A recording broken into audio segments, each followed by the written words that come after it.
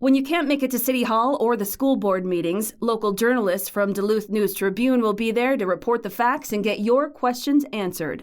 Local news works for you. Stay up to date at duluthnewstribune.com. Hello, Northlanders. It's Monday, October 2nd. I'm Wyatt Buckner with your Duluth News Tribune Minute, presented by Minnesota Power Employees Credit Union. The average MPECU member saves over $785 a year in better rates and lower fees. And with MPECU, every ATM is your ATM. With their free checking program, you get ATM fee reimbursements at any ATM anywhere in the U.S. Check out Minnesota Power Employees Credit Union's services online at mpecu.com or visit their offices in downtown Duluth, Arrowhead Road, or Miller Trunk Highway. Now here's a look at today's headlines.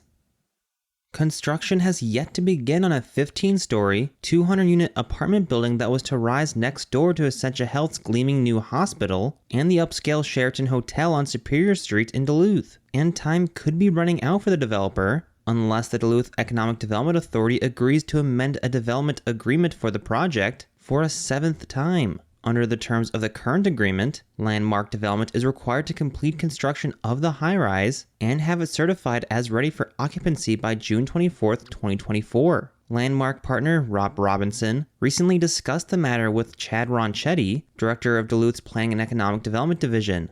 A significant sum of money hangs in the balance. DEDA and the City of Duluth earlier approved $7.5 million in tax increment financing in support of what's now estimated to be about an $85 million project. TIF is a subsidy that uses new tax dollars generated by development over a limited period of time to cover certain qualified costs. Landmark has not yet officially requested an extension, but Ron Chetty said he expects to receive one soon, laying out a revised project timeline. He anticipates a proposed development agreement amendment will be ready for consideration when DEDA meets again October 25th. Ron Chetty said city staff intend to bring the expected request forward without any recommendation as a neutral third party. Landmark has not yet committed to a specific date when construction of the new building will commence. Unless construction begins soon, Ron Chetty said city officials intend to enforce regulations against urban blight on the property. That would likely involve some grading and possible seeding of the site, he explained, unless Landmark begins laying groundwork for the building shortly. 3 structures were demolished in the 300 block of East Superior Street to make way for the high-rise: the Voyager Lake Walk Inn, the Hacienda del Sol restaurant,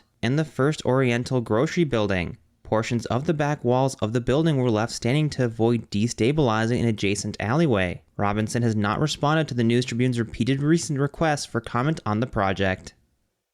Chester Park in Duluth was a favorable destination for Shiwei and Sadie Berry, the youngest members of a family of 4 whose lives were tragically taken last year. Friday afternoon, community members made sure they would always be remembered at a spot that was so special to the family. A ceremony dedicating new playground equipment in honor of the Berry daughters was held Friday at the Chester Park Playground at 1801 East Skyline Drive. Family and friends of the Berries, along with City of Duluth staff, coordinated an effort to raise money to add a new spinner element and accessible swing to the playground, while also converting the fall zone from sand to engineered wood fiber, incorporating an accessible pathway to the playground, and installing a bench in remembrance of the children. According to a press release, additional funding support for the project came from the park's capital fund. In April 2022, Sean Berry, 47, and Rihanna Berry, 44, and their daughters Shiwei, 12, and Sadie, 9, were killed in a quadruple homicide in Duluth's East Hillside neighborhood. The assailant, a relative, killed himself at the scene.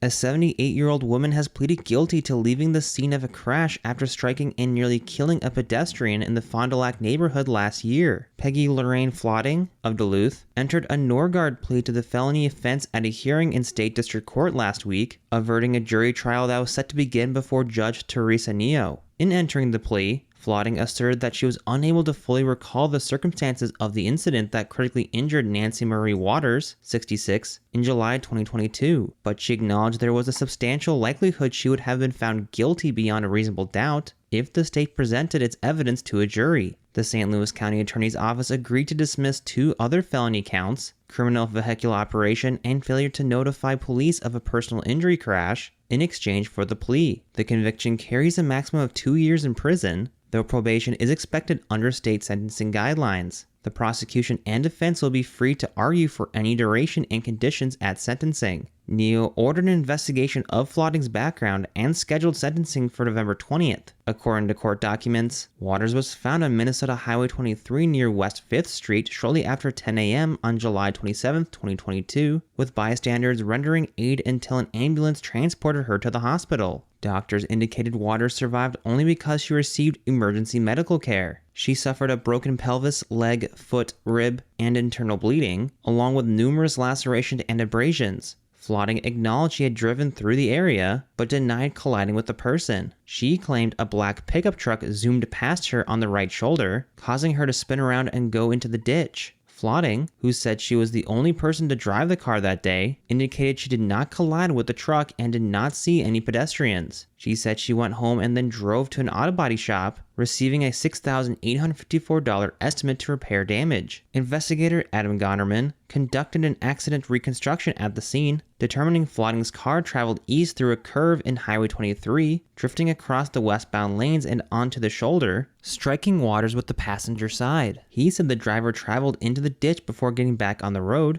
crossing both lanes and onto the opposite shoulder before correcting and driving off. Highway 23 is a 2-lane, 50 miles per hour thoroughfare at that location, and conditions were clear at the time. Gonnerman determined there were no indications that Flotting's car had spun and there were no skid marks left at the scene. Police searched for surveillance videos of the area, finding footage of Flotting's car traveling east on Highway 23, but no footage of any black pickup truck during the time in question. Waters underwent numerous surgeries and remained in the hospital and a rehabilitation facility for nearly 5 months before she was able to return home, according to a Caring Bridge page.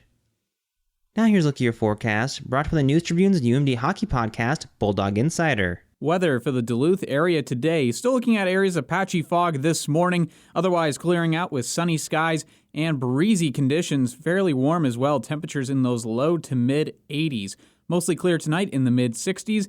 And then for Tuesday, mostly sunny skies. Still holding on to that breeze with high temperatures around 80 degrees. Rain chances move in as we head into Wednesday.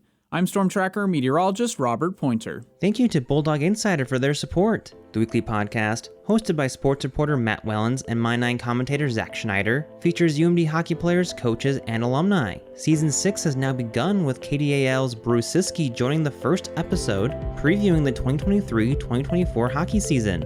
You can find new episodes every Thursday on Apple, Spotify, or wherever you also get this podcast.